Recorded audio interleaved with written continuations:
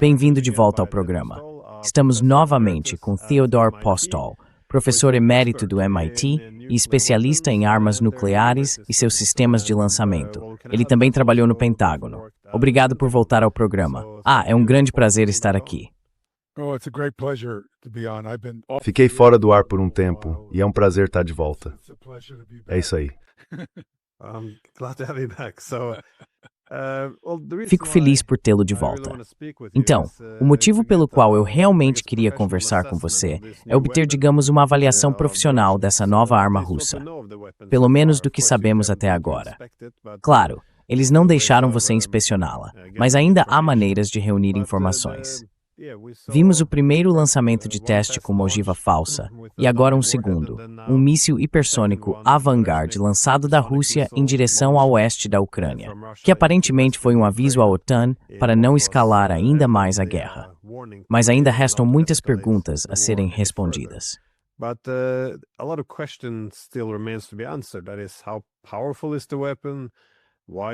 Ou seja, quão poderosa é essa arma? Por que ela é uma arma tão perigosa? Até que ponto ela muda o jogo? Dá para perceber que os russos podem ter um incentivo para exagerar suas capacidades, enquanto os europeus têm interesse em minimizá-las, sendo mais céticos, para não dar a entender que os russos têm uma vantagem muito grande. Então seria bom ter uma análise profissional sobre isso. É aí que você entra. Eu queria saber se você poderia nos contar um pouco sobre ela. O que exatamente é essa arma?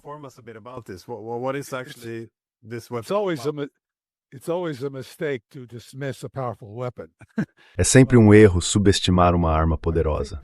Mas acho que houve tanto exageros quanto subestimações de ambos os lados. Esse ataque a Lviv nos trouxe algumas percepções adicionais. Então o que eu poderia... Bem, na verdade, deixe-me apenas colocar o meu primeiro slide. Estou chamando esta pequena discussão de percepções atualizadas sobre o ataque de Oreshnik de 8 de janeiro em Lviv. Como de costume, me beneficiei muito da colaboração com um colega meu, Chris Kabusk. Escrevi o nome dele corretamente num e-mail para ele. Mas acho que agora temos uma compreensão muito mais clara dessa arma. Não uma compreensão completa, e vou de há tempos coisas a aprender sobre ela.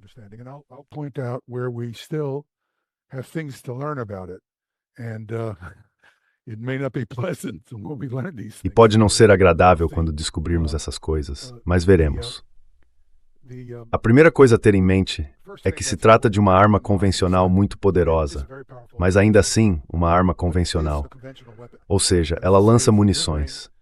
No momento, parece que elas causam danos principalmente por impacto cinético. Vou discutir isso em mais detalhes.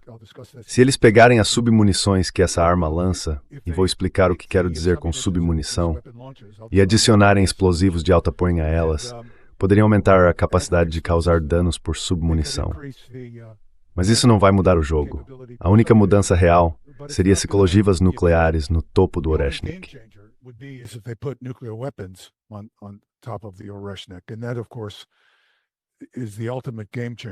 E isso, é claro, é o verdadeiro divisor de águas. Como qualquer míssil balístico com capacidade significativa de carga útil, este certamente pode transportar armas nucleares, e vou falar brevemente sobre essa possibilidade.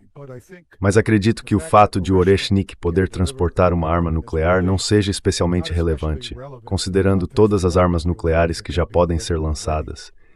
Isso não acrescenta nenhuma nova variável à equação, além da catástrofe final, e provavelmente o fim da civilização moderna devido à escalada que se seguiria.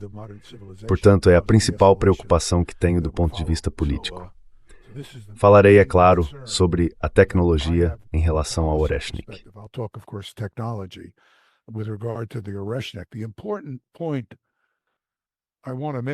O ponto importante que quero destacar aqui é que esta não é uma resposta nuclear a um ataque com mísseis Oreshnik. Trata-se apenas de um ataque com mísseis convencionais. Não seria de forma alguma proporcional responder com uma arma nuclear ao uso convencional desse míssil. Minha preocupação é que tem havido muito alarde em torno da capacidade desse míssil. Muitas pessoas falam dele como se tivesse capacidade subnuclear ou fosse quase nuclear.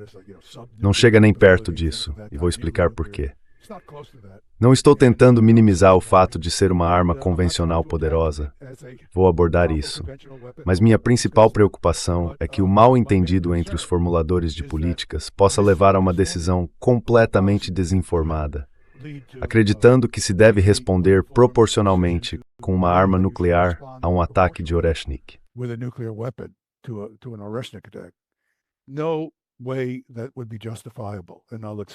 De forma alguma isso seria justificável, e vou explicar por quê. Esse é o ponto de política importante aqui. Esta não é uma arma que se aproxima do poder de ataque de uma arma nuclear. Algo muito, muito importante. Essa é a mensagem principal. O ataque hipersônico com submunições de 21 de novembro em Dnipro nos mostrou que ele possui pelo menos 36 submunições, e parece ter 6 do que eu chamaria de ônibus. Por ônibus, quero dizer um pequeno veículo motorizado que carrega cerca de 6 munições. Cada uma dessas munições provavelmente pesa em torno de 70 ou 80 quilos, algo nessa faixa. O míssil não é um míssil de 2 estágios, apesar de toda a discussão que tem ocorrido.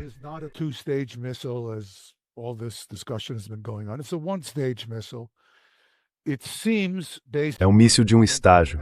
Parece, com base em comentários e informações agora divulgadas pelos russos, que se trata do primeiro estágio de um antigo míssil de alcance intermediário, que foi, curiosamente, um grande motivador para o Tratado de Forças Nucleares de Alcance Intermediário. Esse é o míssil SS-20. Era um míssil de 2 estágios que carregava 3 ogivas e foi um fator importante que impulsionou as negociações do INF em 1986. No fim, ele foi removido. O que parece ser o caso é que os russos pegaram o primeiro estágio e o usaram para montar submunições falsas que podem chegar em altíssima velocidade e causar impacto. Elas criam o efeito de uma explosão simplesmente porque atingem o solo com muita força.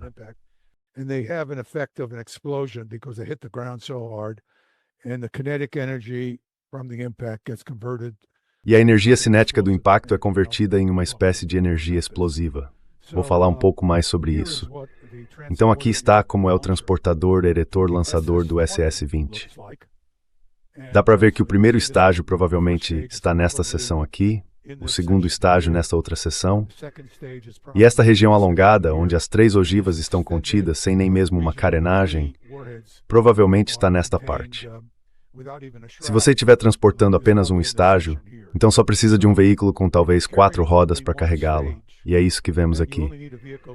Esta é uma imagem, supostamente, de um Oreshnik na Bielorrússia.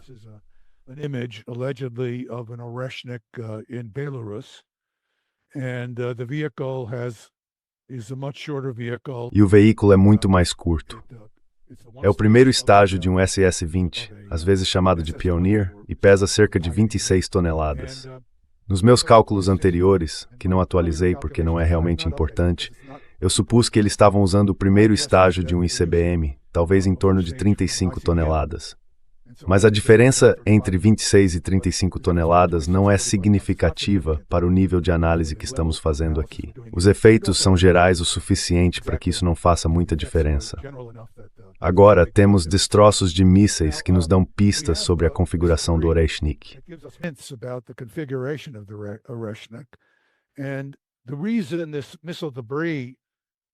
E a razão pela qual esses destroços de míssil atingem o solo a uma velocidade relativamente baixa e não são pulverizados ou literalmente vaporizados ao impactar, embora possam ter viajado a Mach 10 anteriormente, é que eles não atingem o solo a Mach 10. Eles atingem o solo talvez a Mach 0,2 ou Mach 0,3, algo em torno de 150 km por hora, como um automóvel batendo em uma parede. A razão para isso é fácil de entender se você conhece a dinâmica. Se você tem um objeto que está girando, a resistência aerodinâmica será enorme, a menos que ele mantenha sua orientação e tenha uma resistência muito baixa. Em termos técnicos, um alto coeficiente balístico. Se ele começar a girar, vai desacelerar a uma taxa tremenda.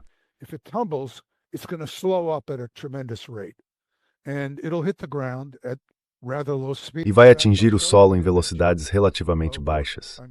Na verdade, vou te mostrar uma imagem do que tenho quase certeza que é uma submunição real. Estou apenas supondo, mas acho que ela pode ter sido lançada, talvez tenha ocorrido um acidente durante o lançamento, e começou a girar.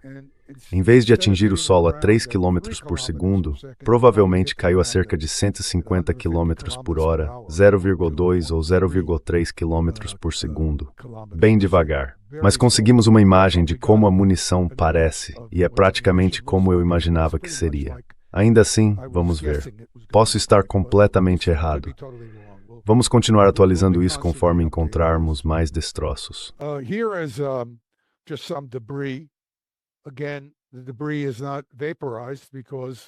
Novamente, os destroços não foram vaporizados, porque fazem parte do míssil que estava girando.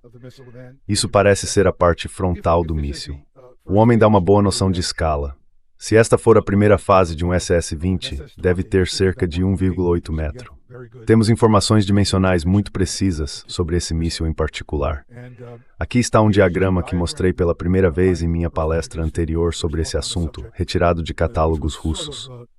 Neste caso, o míssil parece ter 2 estágios, mas não tem. É um veículo de estágio único. Vou atualizar isso um pouco mais, se alguém for tolo bastante para ouvir novamente.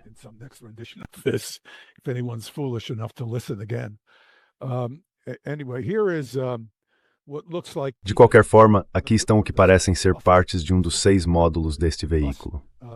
O módulo, esta é uma seção de propelente aqui, e isto é uma carenagem aqui. A carenagem está separada por cerca de 1 metro, tenho quase certeza, da seção de propelente. A seção de propulsão é um compartimento cheio de gases quentes e de alta pressão. Não é exatamente um motor de foguete, é apenas uma câmara de alta pressão. Ela tem 6 braços, e na extrema cara braço há um bocal. Dá para ver um bocal e há válvulas que controlam quanto gás vai cada bocal. E este veículo está se movendo em além ao solo. Deixa-me aqui.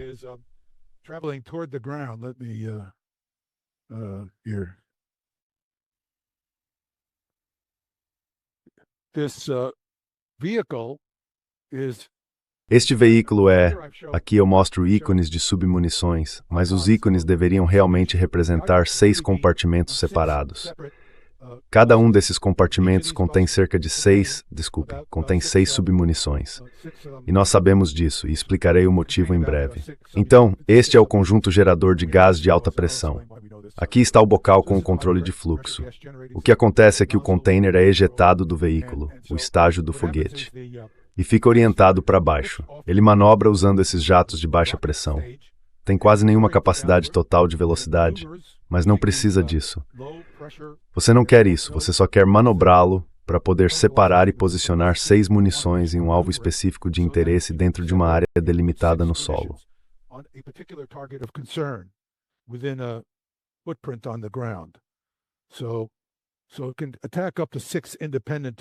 Então ela pode atacar até 6 alvos independentes com um agrupamento de 6 dessas submunições.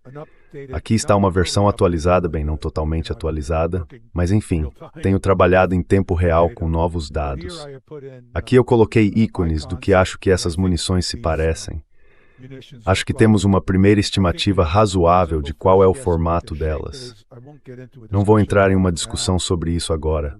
Para quem tiver mais interesse, posso falar sobre isso em outra apresentação. Sabemos que elas atingem o solo a cerca de 3 km por segundo. Agora, esse é um ponto importante. Recebi alguns e-mails de pessoas tentando ajudar, sugerindo que essa munição penetraria profundamente no solo e atacaria bunkers subterrâneos.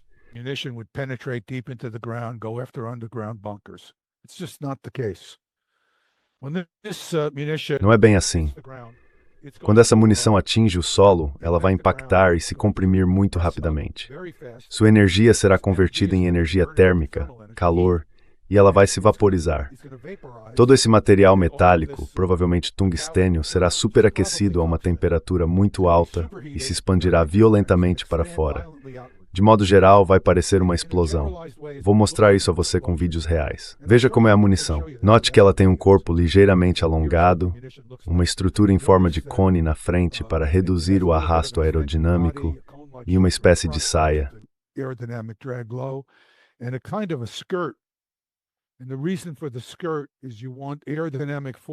E o motivo da saia é que você quer forças aerodinâmicas na parte traseira do veículo, de modo que o centro de pressão seja deslocado para trás. Caso contrário, ele giraria de ponta a ponta. Se isso acontecesse, todos atingiriam o solo a cerca de 150 km por hora.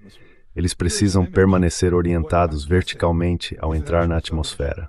Aqui está uma imagem do que eu imagino ser uma submunição real. Essa coisa provavelmente tem entre 75 e 90 centímetros de comprimento. Observe a seção na parte de trás, onde ela provavelmente se apoia em uma saliência.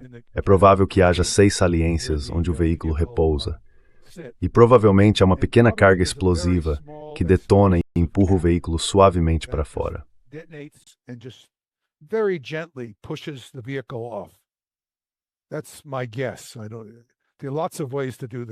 Esse é o meu palpite.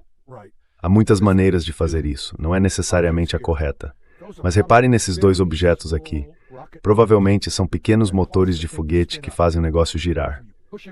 Você o lança, faz girar e faz isso porque quer que ele permaneça estável. Então temos algo que parece ser um pedaço de uma dessas submunições. Por algum motivo, essa começou a girar descontroladamente. Em vez de atingir o solo a Mach 10, caiu talvez a Mach 0,1 ou 0,2. Simplesmente atingiu o chão e se amassou. É basicamente isso que estamos vendo. A trajetória de voo, como mencionei, é muito alta, e isso também é importante.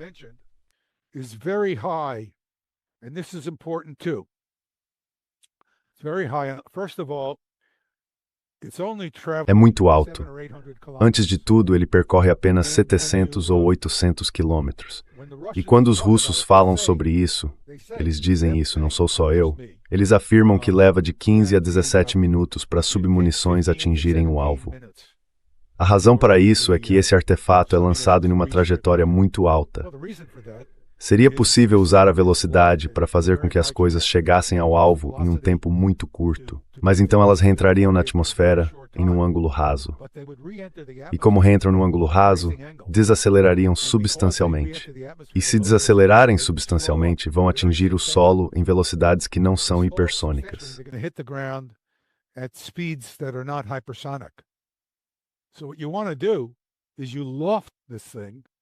Então o que você quer fazer é lançar esse objeto, de modo que ele entre apenas por uma parte muito pequena da atmosfera e mantenha uma velocidade muito alta, hipersônica. Por exemplo, se isso fosse uma ogiva de míssil balístico intercontinental, ela viria em uma trajetória muito rasa, começaria a cerca de 7 km por segundo, não 3 ou 4 km por segundo, como mostrado aqui, mas viajaria em um ângulo tangencial e, na verdade, uma ogiva estratégica de alto desempenho atingiria o solo a aproximadamente a mesma velocidade que essas submunições, cerca de 3 trus por segundo.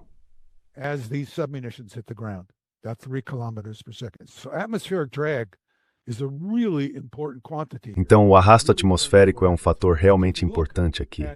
Ele realmente determina o que acontece. O primeiro ataque foi de Kapustin Yar a Dnipro e o outro veio de algum lugar no leste da Bielorrússia. Isso é um palpite, não tenho ideia de onde exatamente. Aproximadamente a mesma velocidade, mesma distância, e caiu em Lviv. Pelos vídeos do ataque, podemos ver que vários alvos foram atingidos com agrupamentos de 6 submunições. Novamente, não temos informações sobre os danos, então só podemos especular sobre o que for possível.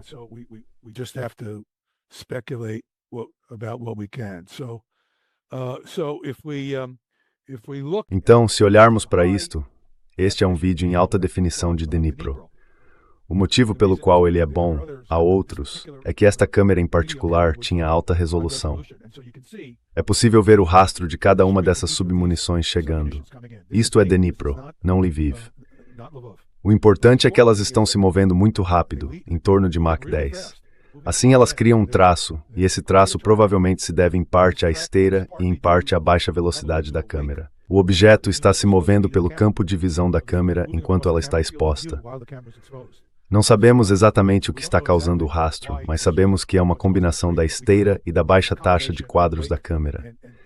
Se olharmos para uma situação semelhante, esta é em Kwajalein Atoll, no Pacífico.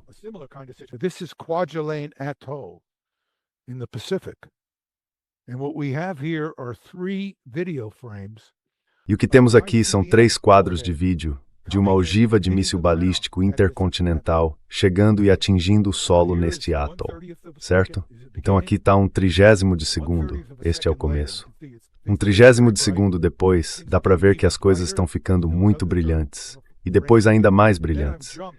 1/3 de quadro de segundo, depois, e então eu avancei cerca de 3 ou 4 quadros para que você possa ver o resultado de todos esses eventos que produzem luz.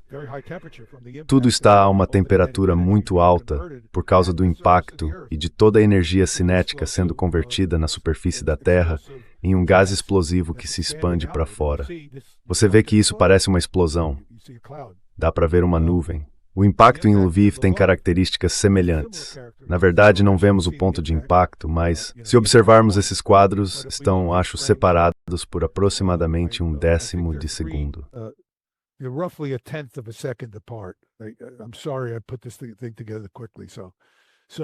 Desculpe, eu montei isso rapidamente. Então, se você olhar aqui, pode ver o céu ficando um pouco mais claro à medida que essa munição atravessa as nuvens. Esse é o topo da nuvem, e você vê que vai ficando cada vez mais brilhante e depois escurece. É exatamente o mesmo fenômeno, só que você não consegue ver a explosão no solo. Mas é a mesma coisa, ela está depositando toda a sua energia no solo, no ponto em que atinge.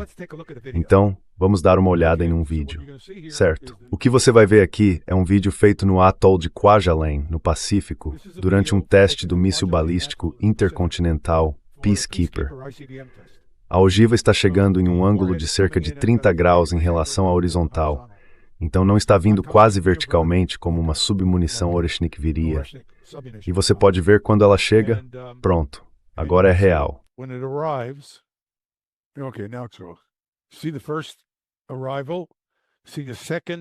Vê a primeira chegada, vê a segunda vindo logo atrás. Dá para ver que há uma grande nuvem de destroços aqui. Isso parece uma explosão. Toda a energia é depositada na superfície. Agora vamos ver em câmera lenta, só para ter uma noção. Dá para ver uma quantidade enorme de luz sendo gerada, porque toda aquela energia cinética é rapidamente convertida em um gás explosivo e super quente da ogiva. E agora veremos a mesma coisa acontecendo aqui. Vê os clarões no céu? Dá para ver o brilho intenso em grande altitude, porque ele está atravessando a estrutura das nuvens, e as nuvens estão dispersando a luz. Aqui novamente você vê a mesma coisa acontecendo.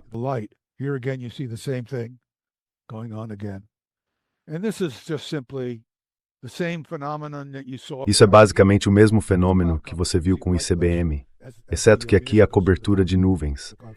Então você vê um clarão brilhante quando a munição atravessa a camada de nuvens. Os efeitos desse tipo de impacto são, bem, não simples, mas diretos. Você tem essa munição chegando tão rápido que atinge o solo mais rápido do que a velocidade do som no material sólido. Como ela está se comprimindo mais rápido do que a velocidade do som, toda a energia fica concentrada em um pequeno volume. Se estivesse chegando mais devagar, a energia seria distribuída, porque todo o veículo poderia reagir ao impacto inicial e desacelerar como um único corpo.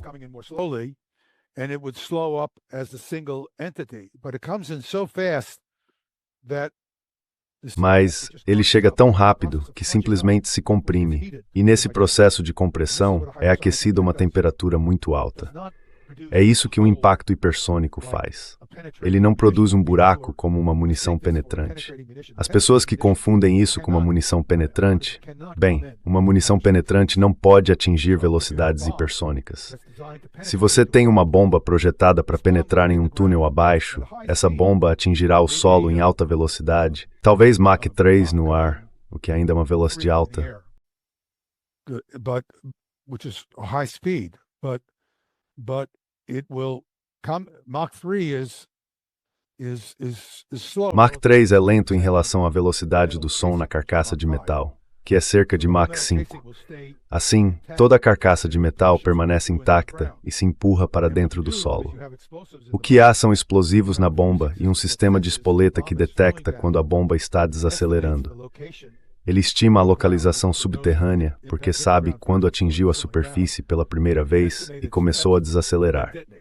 pode estimar sua profundidade e então detonar. Bombas penetradoras de solo precisam ser não hipersônicas, e esse é um ponto que constantemente confunde os não especialistas. Se você afirma ser um especialista como meu amigo Martyanov e confunde as duas coisas, acaba errando.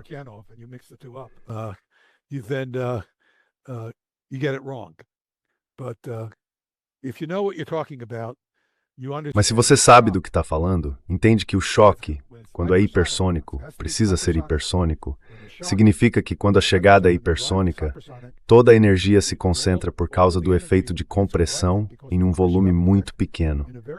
Isso eleva o material do objeto inicial a uma temperatura muito alta, que essencialmente se vaporiza, e esse vapor se expande violentamente para fora, parecendo uma explosão. Nós vimos isso. Vimos isso no vídeo. Então, não é uma física simples, mas se você sabe do que está falando, é isso. E isso é apenas aritmética. As pessoas querem os slides, elas sabem onde consegui-los comigo. Basicamente, isso mostra que a velocidade de desaceleração resulta em uma velocidade de impacto de cerca de 3 km por segundo.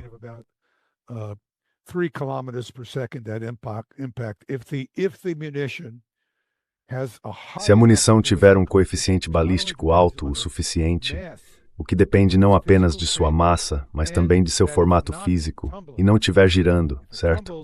Se ela começar a girar, vai desacelerar muito rapidamente. O que eu gostaria de ter feito, mas não tive tempo porque estive muito ocupado, é o mesmo cálculo para uma ogiva de ICBM. Em alguma versão futura disso, talvez eu faça isso só para te dar uma ideia. Você vê que ela desacelera bastante porque entra em um ângulo de reentrada de cerca de 30 graus. Essa aqui está entrando em um ângulo de cerca de 70 graus em relação ao solo por causa da trajetória elevada. E você obtém uma cratera de 2, 3, talvez 4 metros de diâmetro.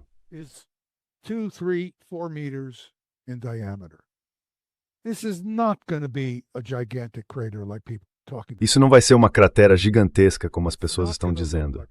Não vai parecer uma cratera de FAB 1500. Uma cratera de FAB 1500 tem cerca de 45 metros de diâmetro, 10 vezes maior.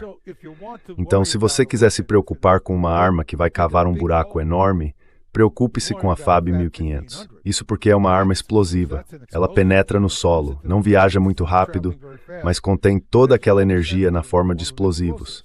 A energia dessa munição é cinética e se dispersa num volume menor, porque essa munição é penetrar de cerca de 80 kg.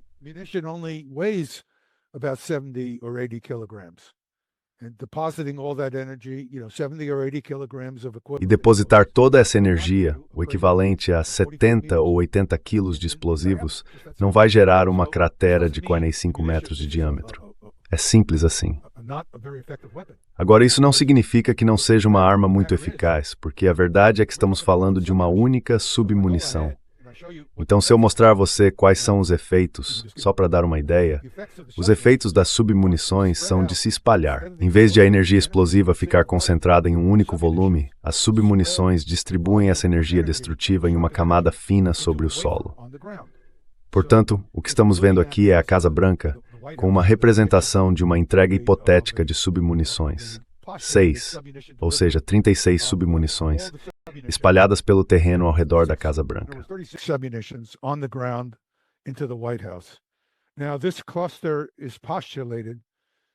Agora, supõe-se que esse agrupamento tenha talvez cerca de 100 ou 150 metros de raio.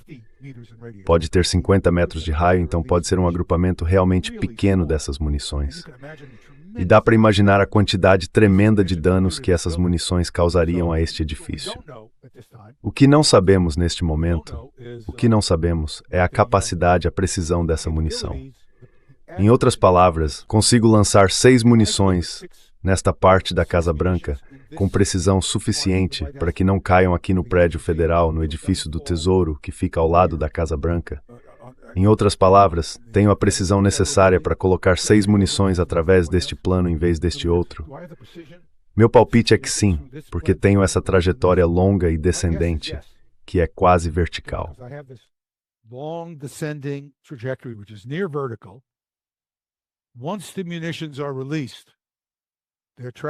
Uma vez que as munições são lançadas, elas viajam em linha reta. A única coisa que afeta sua precisão é, bem, elas saem com uma margem de erro de mais ou menos 10 metros por causa da precisão do GPS. O próprio lançamento não deveria acrescentar mais 10 metros de erro a isso. Então, todo o grupo de munições deve chegar com uma incerteza lateral média de cerca de 10 metros. Depois, elas vão entrar na atmosfera e o vento vai movê-las enquanto viajam por ela, porque elas derivam com o vento. Mas a velocidade do vento é conhecida até certo ponto, então é possível compensar isso.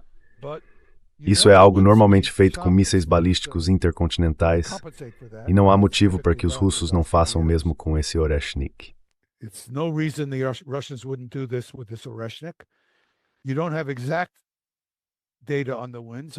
Você não tem dados exatos sobre o vento, então talvez isso adicione mais 10, 15 ou 20 metros de incerteza.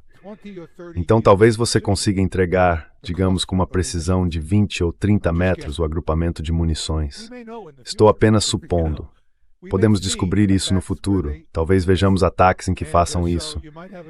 E assim você pode ter um agrupamento de munições aqui e outro ali. Essas são coisas que podem ser feitas. Ou você pode ter todos os 6 agrupamentos de munições em um só lugar. A quantidade de dano que essa arma pode causar não é trivial. Ela pode causar muito dano por meios convencionais. Mas é uma arma especializada. Eu não gostaria de estar em um prédio que fosse o alvo disso. Mas não é uma arma nuclear. Só para deixar isso claro, aqui está.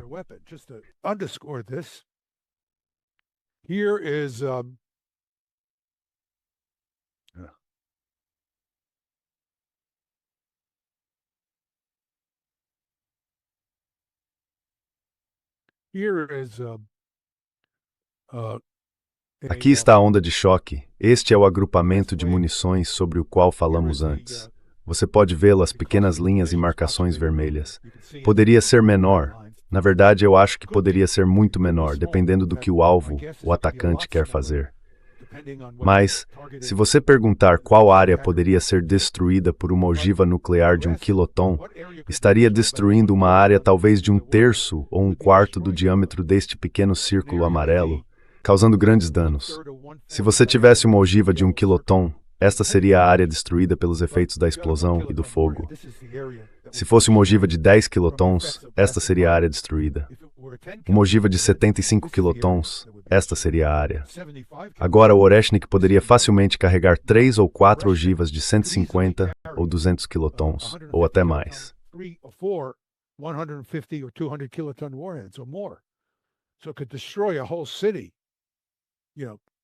Então, isso poderia destruir uma cidade inteira, várias áreas de uma cidade.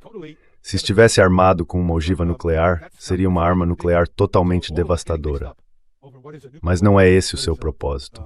Toda essa confusão sobre o que é uma arma nuclear em comparação com o que é uma arma convencional tem potencial para ser mal interpretada. Acreditamos que podemos ter evidências de impactos reais. Isso vem do trabalho que meu bom amigo Kabuski fez sobre o ataque em Dnipro. Pode ter havido um impacto. Coisas foram deslocadas dentro do prédio onde achamos que o impacto pode ter ocorrido. O que aconteceu nesses casos é que a munição entrou e atingiu um telhado, uma parede ou algum tipo de piso.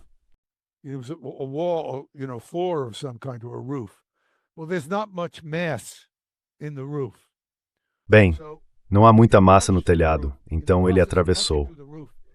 No processo de passar pelo telhado, desacelerou um pouco, e a parte da frente por um brevíssimo momento foi comprimida, criando o efeito de uma pequena explosão, algo como uma detonação menor ao romper a estrutura. Continuou avançando e acabou atingindo algo sólido, como o chão, liberando a maior parte de sua energia como energia cinética e então explodiu. Portanto, foi o efeito de talvez 80 ou 100 quilos de energia explosiva em algum ponto dentro da estrutura. Isso não vai necessariamente derrubar todas as paredes ou destruir completamente o edifício.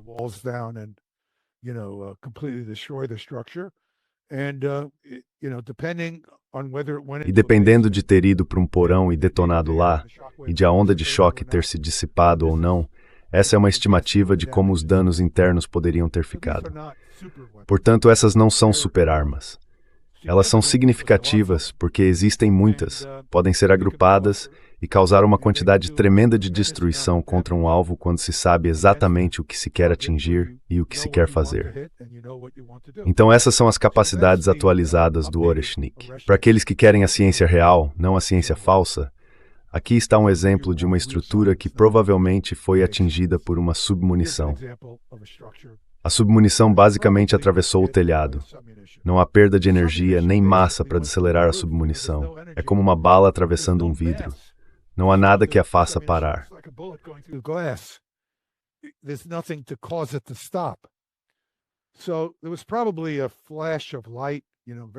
Então provavelmente houve um clarão, uma pequena quantidade de energia, um pouco de onda de choque, criada pela vaporização de uma pequena parte da extremidade frontal da submunição, porque ela estava viajando muito rápido. Depois ela penetrou mais fundo e atingiu o solo ou o porão do edifício e se termalizou. Foi convertida de energia cinética em energia térmica. Agiu como se fosse uma munição de alto explosivo de 70 ou 80 quilos. Dá para ver que destruiu o interior, quebrou janelas e causou danos gerais dentro do prédio. Mas não derrubou as paredes nem nada assim. Simplesmente não foi uma explosão forte o suficiente. Então acho que é essa a situação com essas munições.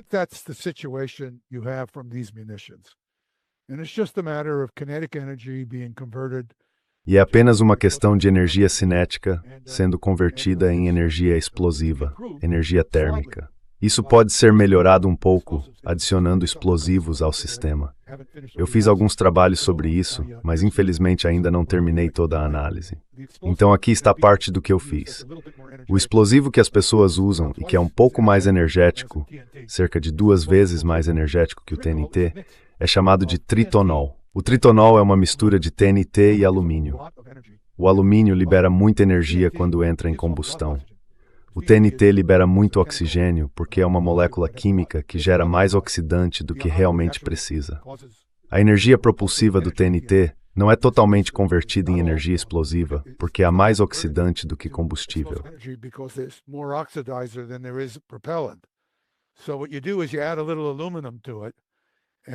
Então o que você faz é adicionar um pouco de alumínio, e isso aumenta o rendimento em cerca de um fator de 2.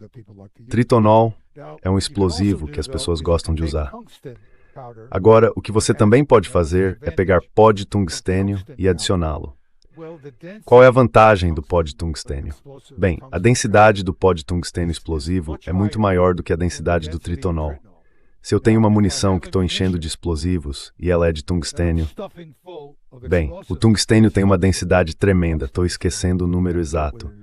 Mas se eu estiver esvaziando essa coisa e colocando explosivos dentro, quero que esses explosivos sejam muito densos, porque a munição precisa ter uma característica aerodinâmica geral de um alto coeficiente balístico.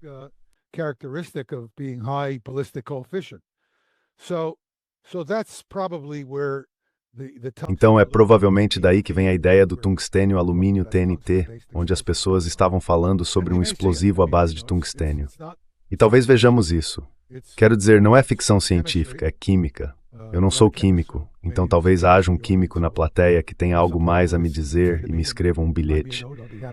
Ficarei feliz em dar o crédito a você por isso. Basicamente, poderíamos ver algumas melhorias marginais na submunição explosiva entregue. Mas a verdadeira prova de fogo será a capacidade de entregar agrupamentos compactos, com alta precisão nos alvos. E isso será outra questão a enfrentar se essa coisa for usada nesses casos.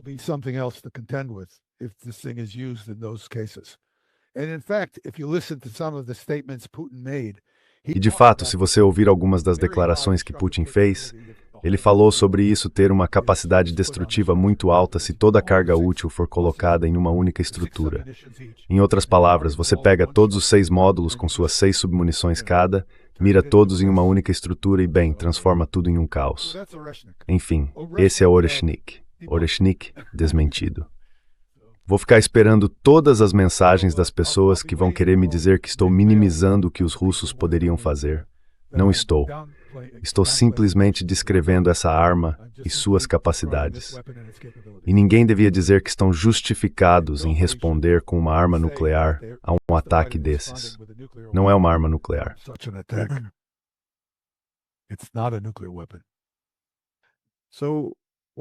Então, qual é a principal vantagem dessa arma, se comparada a um míssil balístico comum ou a uma arma nuclear? O que a torna tão distinta?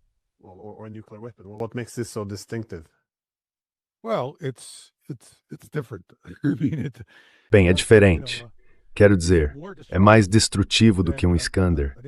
É comparável. Um Iskander atingindo uma estrutura vai causar muito dano. Ele tem uma ogiva maior. Pode causar um pouco menos ou um pouco mais de dano. Seria preciso fazer uma análise muito detalhada do tipo que um especialista em armamentos faria. Mas é como escolher entre bombas de uso geral e bombas incendiárias. Você escolhe sua munição dependendo do tipo de dano, do nível de dano e do tipo de alvo que está atacando.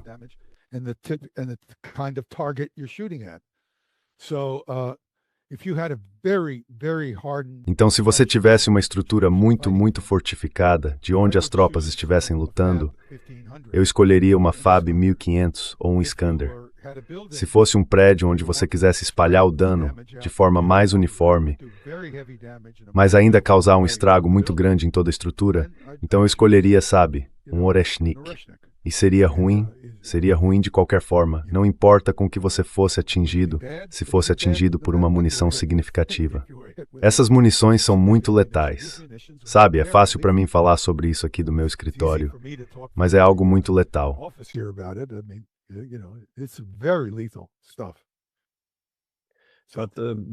Mas além do tamanho e do poder destrutivo da ogiva, parte da avaliação desse míssil também leva em conta a velocidade com que ele viaja.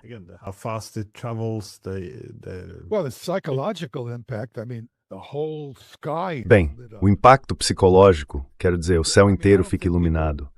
Acho que as pessoas não deveriam subestimar isso. Quando o céu se ilumina, sabe, como se fosse o martelo de Deus caindo sobre você, isso tem um efeito psicológico real nas pessoas que estão na área-alvo. Isso também é útil do ponto de vista do atacante. Se vale a pena, você sabe, em termos do nível de destruição, ainda é algo comparável.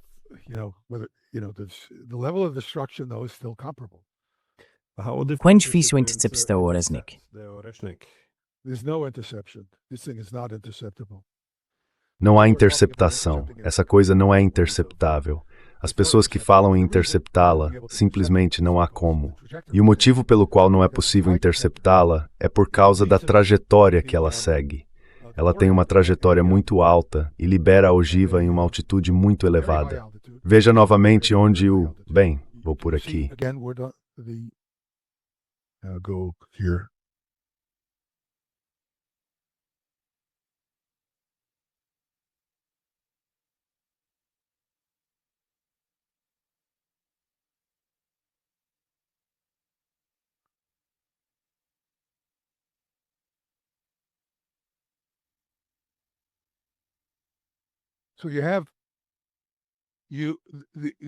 Então a munição acelera até quase 4 km por segundo em cerca de 1 minuto.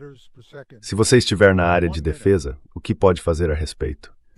Depois ela segue em trajetória até uma altitude muito alta, perto de 750 km. Quero dizer, isso é impressionante.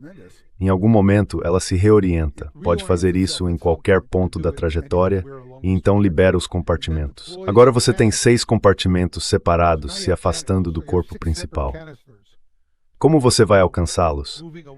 Esse objeto está vindo a 4 km por segundo e leva apenas alguns minutos para chegar. Você vai lançar interceptadores, mas esses interceptadores também levarão minutos para serem lançados.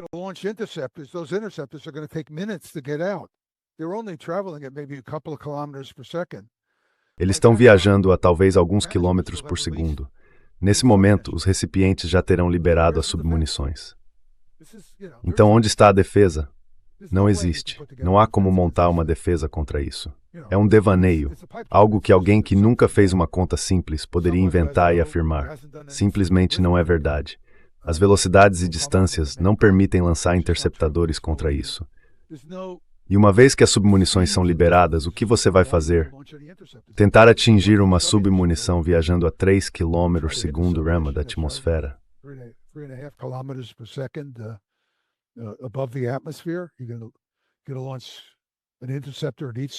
Você vai lançar um interceptador para cada submunição. Isso é ridículo.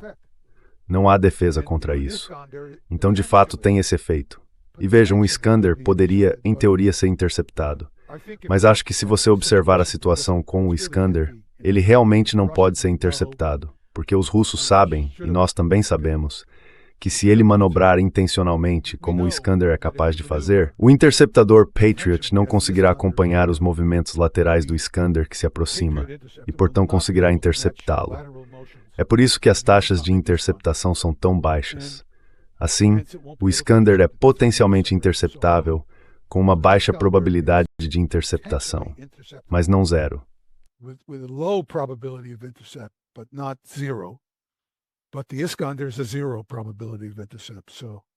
Mas o Iskander tem probabilidade zero de interceptação. O Iskander também não é algo que possa ser facilmente interceptado. Basicamente, é um míssil quase impossível de interceptar com os sistemas atuais, ou com quaisquer novos sistemas que eu possa imaginar. Fui convidado a ir à Polônia em março para dar uma palestra em uma conferência sobre defesa antimísseis, e tentei avisar as pessoas que estão organizando o evento, em uma universidade militar de lá, que vou decepcionar o público, porque o que vou dizer a eles é que não há como fazer qualquer tipo de defesa antimísseis contra esses alvos balísticos.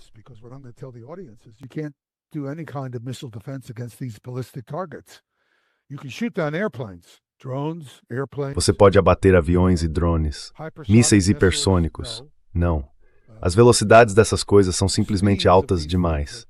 As velocidades de aproximação são grandes demais para que um interceptador padrão, como um Patriot, ou qualquer coisa que se assemelhe a um interceptador de defesa aérea, consiga manobrar e atingir o alvo. Simplesmente não há como fazer isso. Não existe tecnologia para isso. Você não consegue detectar o alvo com antecedência suficiente para manobrar, e não é possível rastreá-lo com precisão suficiente para saber exatamente onde ele está enquanto se aproxima de longe. Você simplesmente não tem tempo para reagir. É simples assim. Mísseis hipersônicos não serão alvos de interceptação por defesa aérea.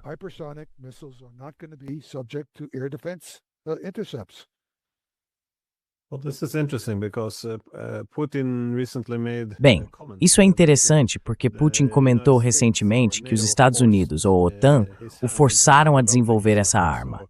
Então, essencialmente, Washington se tornou o autor dela. Os russos vinham alertando desde que Bush se retirou do Tratado de Mísseis Antibalísticos, em 2002, que, se a OTAN estabelecesse um sistema de defesa antimísseis ou de defesa estratégica, sua principal preocupação era que isso seria um esforço da OTAN para transformar as armas nucleares de um instrumento de dissuasão defensiva em uma arma ofensiva, ao construir um sistema massivo de defesa antimísseis capaz de interceptar as capacidades retaliatórias da Rússia após um primeiro ataque.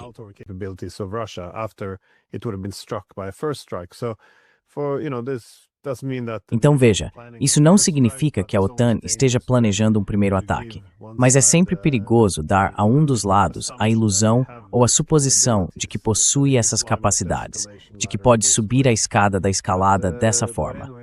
De qualquer modo, os russos disseram que isso é inaceitável, e foi por isso que começaram a desenvolver esses mísseis em primeiro lugar. Então, a ideia principal é que se eles colocarem uma ogiva nuclear nesse míssil hipersônico, a dissuasão Gornat,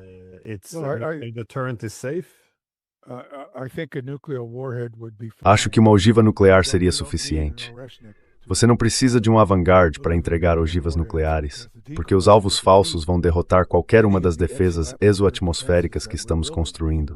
Bem, que nós, americanos, estamos construindo de forma tola. Esse tipo de coisa opera bem fora da atmosfera. Então qualquer objeto, seja um balão ou uma ogiva pesada, vai se mover da mesma maneira. Não há arrasto aerodinâmico para afetar seu movimento.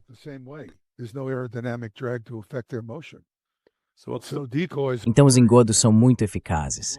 Então qual é o propósito dessa cúpula dourada em que Trump quer investir todo esse dinheiro? É ficção, pura ficção.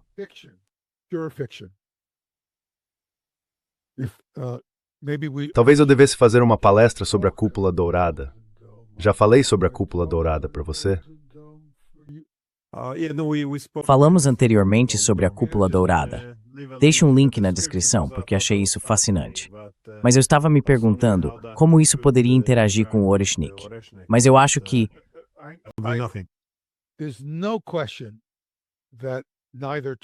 Não há dúvida de que nem Trump, nem Hegseth, nosso secretário da guerra, eu acho, faziam ideia do que estavam falando quando mencionaram essa cúpula dourada. Basicamente, eles estavam dizendo que os Estados Unidos iriam lançar 1.500 interceptores de satélite em órbita baixa da Terra para interceptar um único ICBM em algum lugar da superfície terrestre, porque essas coisas estão em movimento. Então o Hegseth fica lá parado. Bem, ele é um tolo. O cara é um tolo, além de todas as outras questões levantadas pelo seu comportamento. E então ele diz que isso vai parar mísseis de cruzeiro. Ridículo.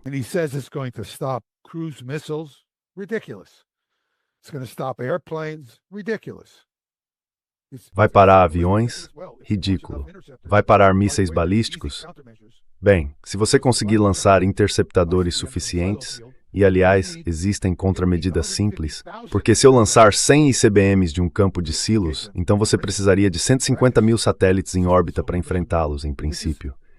Na prática, o sistema é tão complicado. Esses caras estavam sentados em uma sala de estar em algum lugar, não fizeram uma única pergunta, nenhuma, sobre o que está envolvido tecnicamente nisso, e simplesmente começaram a falar besteira. Não muito diferente, eu diria, do Sr. Biden, que afirmou que, ao impor sanções econômicas massivas à Rússia, iria cortar a economia russa pela metade.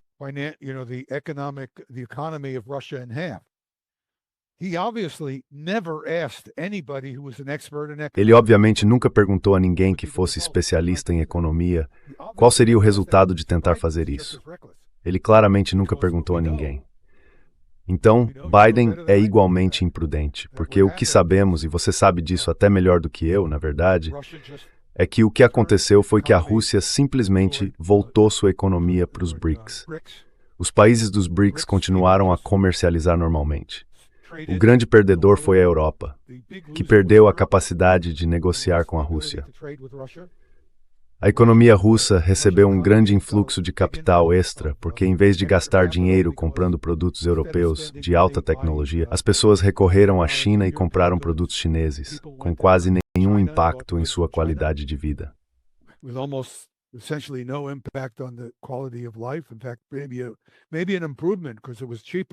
Na verdade, talvez tenha sido até uma melhora, porque ficou mais barato conseguir dispositivos tecnológicos de alta qualidade da China.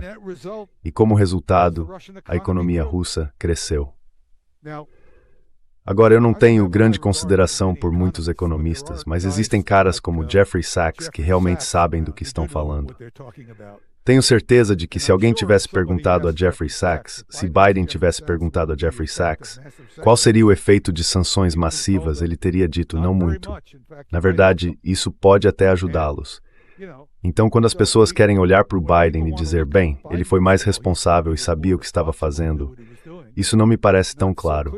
Mas eu sou apenas um físico, não um economista. Talvez vocês devessem chamar o Jeffrey para falar sobre esse assunto. Mas a imprensa, totalmente sem noção.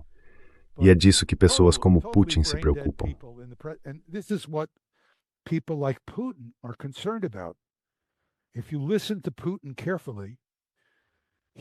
Se você ouvir Putin com atenção, dá para perceber que ele está realmente preocupado com a possibilidade de ter que lidar com um presidente que não faz ideia do que está fazendo e que talvez lance armas nucleares contra a Rússia, achando que pode alcançar algo que é pura ficção. É por isso que Putin tem tentado deixar bem claro que qualquer ataque à Rússia seria suicídio.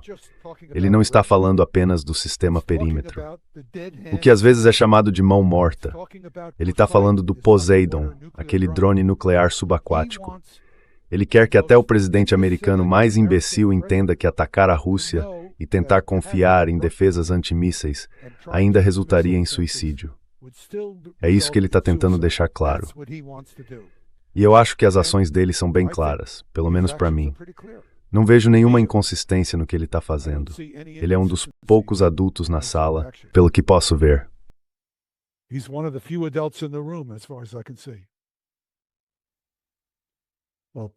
Bem, professor Postol, muito obrigado por essa análise fascinante. Não, mas como o senhor disse, acho que é desinformação e a estupidez dos políticos. É uma estupidez real, Mas isso se tornou um grande problema, uma enorme ameaça à segurança. Então é bom ter uma compreensão adequada do que essas armas podem fazer e do que não mente fazer. A retórica merece falar sobre alguém fazendo coisas estúpidas e arruinando sua economia. Sabe, como ele estava dizendo sobre a Venezuela. Quero dizer, o que ele está fazendo com a Alemanha? Enfim, devo dizer que sou apenas um físico, mas espero que você me esclareça a verdade.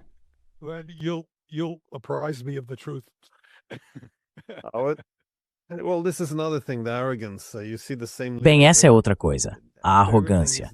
Você vê o mesmo líder, depois de tudo que fez, sem nenhum problema em dar lições a outros países sobre como administrar uma economia, como lidar com os direitos humanos, como a diplomacia deve ser conduzida.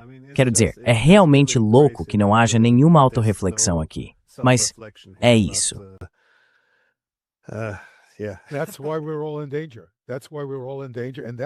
É por isso que todos nós estamos em perigo. E é por isso que Putin está expondo as ameaças com tanto cuidado, porque ele não sabe o que esperar. Ele não consegue prever o que esses caras vão fazer, porque eles não são informados, não são racionais e são imprudentes. É com isso que ele está lidando. É assim que eu percebo Putin, e é assim que interpreto suas declarações.